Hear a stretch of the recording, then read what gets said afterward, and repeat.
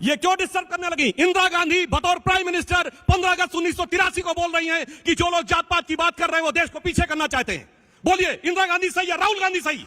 इंदिरा गांधी के जमाने में नारा होता था जात पे न पात पे, इंदिरा जी की बात, इसलिए आपने डिस्टर्ब किया। मुझे पता है और मैं वीडियो आपको दे दूंगा। ये राजनीति की प्राचीन से बोला गया बयान है। एक दौर में नारा होता था, सुनिए, ये जात का जनगणना रुकवाई किसने? नेहरू ने, जो कि अंग्रेजों के जमाने तक तो होती थी। और शुरू किसने करवाई थी अभी बताऊं? Herbert Risley, British census commissioner, 1901 में 2378 जातियां। लक्ष्यदार झूठ नहीं, एक एक फैक्ट बोल रहा हूं। रुकवाई नेहरू ने। नेहरू का 61 का लेटर है सारे चीफ मिनिस्टर्स को कि वो रिजर्वेशन के खिलाफ है, पर्टिकुलर नौकरी में, क्योंकि इनकॉम्पिटेंसी बढ़ाती है। अब आइए, इंदिरा जी के जमाने में नारा है जात पे न पात पे, इंदिरा जी की बात पे मोहर लगेगी हाथ पे। अब हाय, नमस्ते, जय श्री कृष्णा, राधे राधे। मैं यूपी से आज फिर आपका एक मजेदार डिबेट वीडियो में स्वागत है। डिबेट में कांग्रेस प्रवक्ता सुप्रिया मैडम के बीजेपी प्रवक्ता सिद्धांशु त्रिवेदी ने सारे धागे खोल दिए। सिद्धांशु त्रिवेदी ने आज डिबेट में इंदिरा गांधी का वो भाषण सुनवाया जो उन्होंने लाल किले से जाति जनगणना पर दिया था, जो इस टाइम राहुल गांधी मुद्दा उठा रहे, उसी के खिलाफ इंदिरा गांधी ने वो भाषण दिया था। तो इस पर सुप्रिया मैडम बौखला गई, पागल हो गई और सिद्धांशु त्रिवेदी को उल्टा सीधा बोलने लगी। तो डिबेट बहुत ही इंटरेस्टिंग है, इसीलिए शुरू से लास्ट तक जरूर देखें। तो चलिए बिना देरी करते हुए मेन डिबेट स्टार्ट करते हैं। इन्होंने कहा कि भारत में कोई कट नहीं सकता। ये कश्मीर में क्या हुआ था? कहा गया था ना, 5 लाख हिंदुओं से कहा गया छोड़ के चले जाओ और अपनी बेटियां छोड़ के चले जाओ। गिरजा टिक्कू के साथ सामूहिक बलात्कार करके आरे से काट दिया गया था। और मैं पूछना चाहता हूं, जानते हैं इन लोगों के मन में बांग्लादेश वाला एंगल क्यों है? ये बताइए इस चुनाव में आपके मन में आपके लोग बांग्लादेश जपते हैं। हमने तो पाकिस्तान के 2 टुकड़े करके विश्व का भूगोल बदल के बांग्लादेश बना दिया था। आपकी ये नियत आ गई कि आप बांग्लादेश बता रहा हूं। चुनाव हो रहे थे भारत में, पाकिस्तान बांग्लादेश के अखबार डेली स्टार में आर्टिकल किसने लिखा? शशि थरूर ने। आर्टिकल का शीर्षक क्या है? Modi has to go. क्यों लिखा बांग्लादेश के अखबार में? अब मैं बताता हूं क्यों लिखा। आपको पता है इस लोकसभा चुनाव में सबसे बड़ी जीत कौन सी लोकसभा में हासिल हुई है? रिकॉर्ड किसका है? धुबरी कॉन्स्टिट्यूएंसी असम में, जहां कांग्रेस के रकीबुल हसन 10,25,000 से जीते हैं। और असम में धुबरी को कहा जाता है मिनी बांग्लादेश।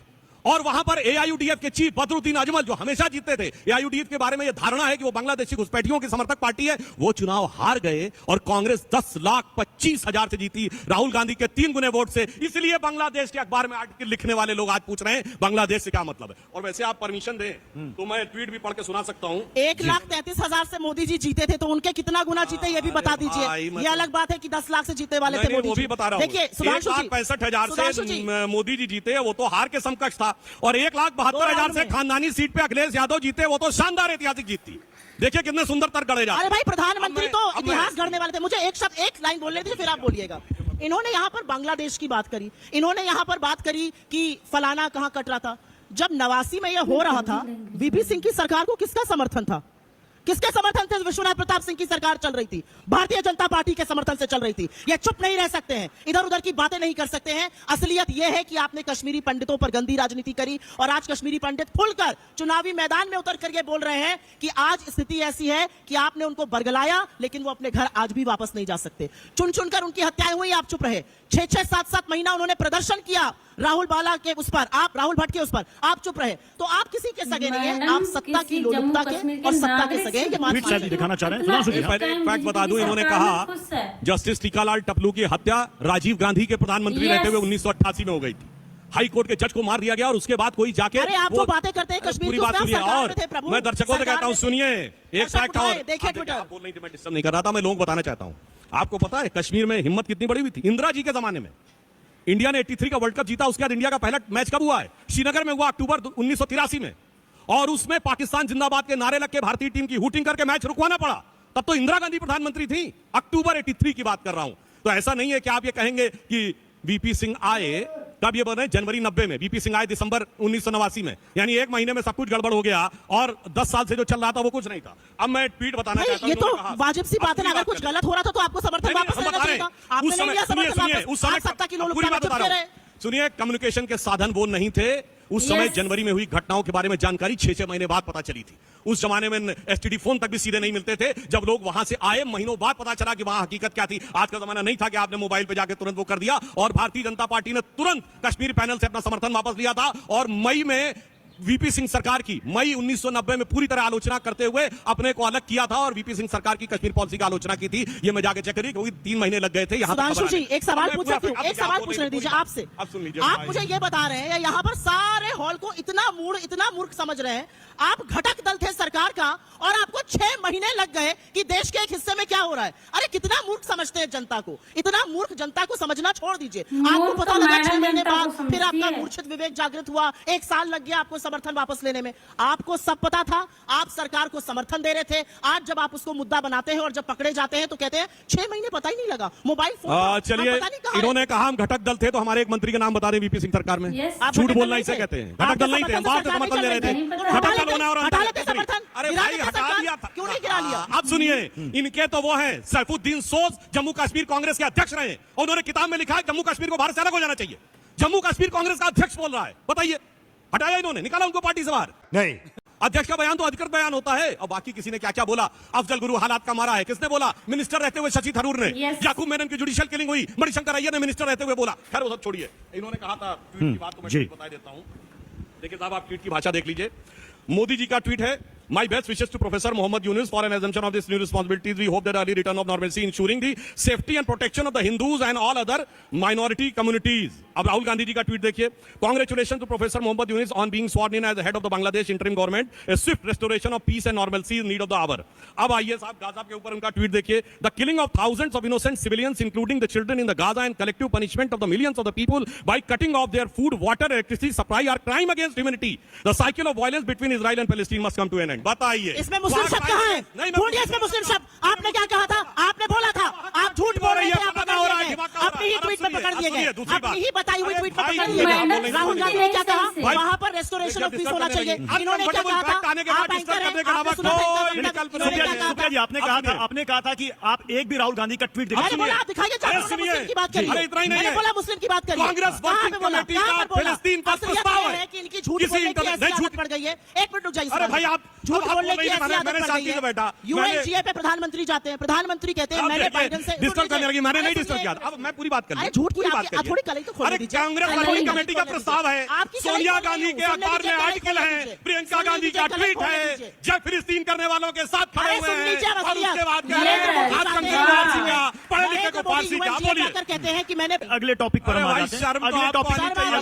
अगले टॉपिक पर आ जाते हैं। सरकार का क्या मत है? लैटरल एंट्री पे आप यू टर्न लेते हुए कहते हैं प्रधानमंत्री ने कहा। अरे नहीं, प्रधानमंत्री तो 6 साल पहले बनाई थी ये लैटरल एंट्री। इन्होंने ही कहा था इसमें रिजर्वेशन नहीं होगा। आपको यू टर्न पे यू टर्न लेना पड़ रहा है। देश ने आपको इस कगार पे लाके खड़ा कर दिया।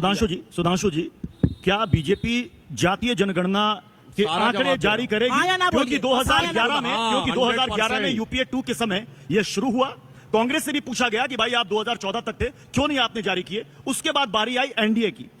एक वक्त पर राजनाथ सिंह ने खुद कहा था कि इस पर काम चल रहा है, आगे चल करके इसको हम जारी करेंगे, लेकिन उसके बाद वो ठंडे बस। देखिए, गृह मंत्री अमित शाह जी ने कहा है हम बिल्कुल खिलाफ नहीं है, हम उचित मौके के ऊपर तो जारी कब करेंगे? मगर अब सुनिए, मैं जवाब देता हूं। कितनी मजेदार बात बोली। 6 साल पहले लेटरल एंट्री शुरू की थी मोदी जी ने, और 1972 में लेटरल एंट्री से ज्वाइंट सेक्रेटरी बन गए थे मनमोहन सिंह। 50 साल पहले वो तो गजब बोल देते आकर, कुछ भी आके बोल देते। पॉलिसी बनाई आपकी सरकार ने। अरे भाई सुनिए, क्या संसद में लेटरल एंट्री पे बने सब सारी। अब सुनिए, आगे की बात बोलता हूं। ये लोग कितना झूठ बोलते हैं। राहुल गांधी जी के दर्जनों वीडियो अवेलेबल हैं, आप जाइए चुनाव के समय। देखो भैया, मैंने कह दिया नीतीश कुमार से कि जातिगत सर्वे तो कराना पड़ेगा, और जाके चेक करिए, जातिगत सर्वे पास हुआ है जून 2022 में कैबिनेट की बैठक में, जब भाजपा जदयू की सरकार थी। वो लागू हुआ है अगस्त 2022 में, 7 या 8 अगस्त को जदयू के साथ सरकार बनी आरजेडी की। और यह बात जदयू के कार्यकारी अध्यक्ष संजय झा और ललन सिंह दोनों बोल चुके हैं। भाजपा जदयू की कैबिनेट में पास हुआ, और देखो भैया ने कह दिया कि नीतीश कुमार ने करवा दिया, उनके कहने पे कर दिया। अब मैं इनको तो नीतीश जी ने नहीं कराया। अरे भाई, नीतीश जी ने नहीं कराया। राहुल गांधी के कहने पे हमारे साथ गठबंधन में रहते हुए करवा दिया। मतलब अरे भाई, मैं कह रहा हूं, सुनिए, तो आप कह रहे, आप तो कह रहे, आप कह रहे राहुल गांधी को। एक और बात सुनिए, अभी सुनिए, नीतीश जी की वजह से नहीं हुआ। ये हेडलाइन है, ये हेडलाइन है आपके शो की। भाजपा के प्रवक्ता कह रहे हैं नीतीश कुमार ने नहीं कराया। रुको जरा, सब्र करो। जातिगत सर्वे। अरे भैया आप कह रहे हैं कि देखो भैया मैंने नीतीश से कहा था, नीतीश हमारे साथ गठबंधन में थे। मैं ये कहना चाह रहा हूँ सुधांशु जी, मतलब जातीय जनगणना का क्रेडिट बिहार में बीजेपी ले रही है ना, यूपी में आपकी सरकार बीजेपी ले रही है। ये तरीका ठीक नहीं है भाई, मेरे हर बार में डिस्टर्ब करने लगती है। सुनिए अरे भाई अब सुनिए, आपको फोन देखना पड़ रहा है आज। फोन नहीं, अब सुनिए, लपेट लिया आज आपको, आज आपकी कलाई खोली है मैंने अच्छी, बार बार आपको फोन देखना पड़ रहा है। रुकिए, अरे यार क्या फोन वोन देख रहे हैं? नहीं यहाँ नहीं, यहाँ नीचे लगाइए तब आएगा नीचे। मैं तो चाहूंगी इंदिरा गांधी जी का भाषण लाल किले पर जाति जनगणना विश्वास जातिवाद में नहीं है। मैं तो नकल में भी अकल की जरूरत होती है, ये सब मैं करती हूँ, लेकिन टीवी पे करती हूँ तो आवाज पहुंच जाती है, यहाँ पर लोगों को सुनाई नहीं देगा। अपने को एक माने, इस महान देश के महान नागरिक अपनी तय को माने। किन बातों ने हमको पीछे रखा, कौन से रोड़े हमारे रास्ते में आए कि हम तेजी से आगे नहीं बढ़ सके। कुछ ऐसे लोग हैं, कुछ ऐसे तबके हैं। सुधांशु जी, यूपी में सरकार है, मध्य प्रदेश में शांत रहिए, सुनिए, तमाम आपको जगह डिस्टर्ब सरकार नहीं कर है। रहा था। छत्तीसगढ़ में कराइए ना जातिगत सर्वे, वहाँ पर सर्वे का नाम सुनकर साफ सूझ जाएगा। ये क्यों डिस्टर्ब करने लगी? इंदिरा गांधी बतौर प्राइम मिनिस्टर 15 अगस्त 1983 को बोल रही हैं कि जो लोग जात पात की बात कर रहे हैं वो देश को पीछे करना चाहते हैं। बोलिए, इंदिरा गांधी सही या राहुल गांधी सही? इंदिरा गांधी के जमाने में नारा होता था जात पे न पात पे, इंदिरा जी की बात, इसलिए आपने डिस्टर्ब किया, मुझे पता है, और ये मैं वीडियो आपको दे दूंगा। ये लाल किले की प्राचीर से बोला गया बयान है। एक दौर में नारा होता था, सुनिए, ये जातिगत जनगणना रुकवाई किसने? नेहरू ने, क्योंकि अंग्रेजों के जमाने तक तो होती थी। और शुरू किसने करवाई थी ये भी बताऊं, Herbert Risley, British census commissioner. 1901 में 2378 जातियां, लक्ष्यदार झूठ नहीं, एक एक फैक्ट बोल रहा हूं। रुकवाई नेहरू ने। नेहरू का 61 का लेटर है सारे चीफ मिनिस्टर्स को कि वो रिजर्वेशन के खिलाफ है, पर्टिकुलर नौकरी में, क्योंकि इनकॉम्पिटेंसी बढ़ाती है। अब आइए, इंदिरा जी के जमाने में नारा है जात पे न पात पे, इंदिरा जी की बात पे मोहर लगेगी हाथ पे। अब आइए, 6 दिसंबर 90 को Rajiv Gandhi ji floor of the house पे कहते हैं कि वो रिजर्व मंडल का विरोध करते हुए कहते हैं कांग्रेस पार्टी जात पात में विश्वास नहीं करती है। और अब ये जानते क्यों आए? आपको बात बताऊं, वक्त के साथ बदलता आपने किसी का चेहरा इतना नहीं देखा होगा। 2014 में राहुल गांधी, उससे पहले क्या थे? एकदम क्लीन शेप, बढ़िया बबुआ टाइप माहौल बने हुए, हिंदी में अगर आप व्यक्तिगत पे आएगा तो फिर मोदी जी की भी भाव भंगी और व्यक्तिगत पे चली जाऊंगी। बोल लीजिएगा, बबुआ शब्द का जो आपने प्रयोग किया, अरे बोलने आप बोल दीजिएगा, अरे बोलिएगा, अभी मैं जवाब देता हूँ, उसके बाद मैं जो बोल लूँ तब बोलिएगा। और उसके बाद हिंदी में शपथ ली और ईश्वर के नाम की शपथ ली 2014। 2019 आया, लगता है इससे काम नहीं चलेगा, तो क्या किया? अब टीका लगा के कुर्ते के ऊपर जनेऊ वाले हिंदू बन गए और अपनी जाति नहीं गोत्र भी बताने लगे। कहां? राजस्थान में पुष्कर के मंदिर से निकलते हुए 2019 के चुनाव से पहले। फिर लगा इससे भी काम नहीं बन रहा, अब 2024 में अब वो जनेऊ कुर्ता छोड़ दिया, कार्ल मार्क्स की तरह दाढ़ी बना के, हाफ टी शर्ट पहन के, अब हिंदी की बजाय अंग्रेजी में शपथ, ईश्वर की बजाय सलम नहीं अफन। मैं पूछता हूं, 2014 में ईश्वर के नाम की शपथ, 2024 में ईश्वर के नाम की शपथ क्यों नहीं ली? और फिर संसद में खड़े होकर भगवान की फोटो दिखाते हैं। इतना बदलता हुआ इंसान आपने 10 साल के अंदर कोई भारत की राजनीति में नहीं देखा होगा जितना ये बदलता है। ये बड़ी अच्छी बात कही आप। ये मैडम सुधांशु त्रिवेदी से हर बार डिबेट में जलील होकर जाती है, फिर भी अपनी तू में बंद नहीं रखती और हर बार डिस्टर्ब करने की इसकी आदत है। यदि यहाँ हमारे चैनल पर पहली बार आए हैं तो चैनल को सब्सक्राइब करें, वीडियो को लाइक करें और अपना ओपिनियन कमेंट बॉक्स में जरूर दें। मिलेंगे हम नेक्स्ट वीडियो में, तब तक के लिए बाय बाय, जय हिंद, जय भारत।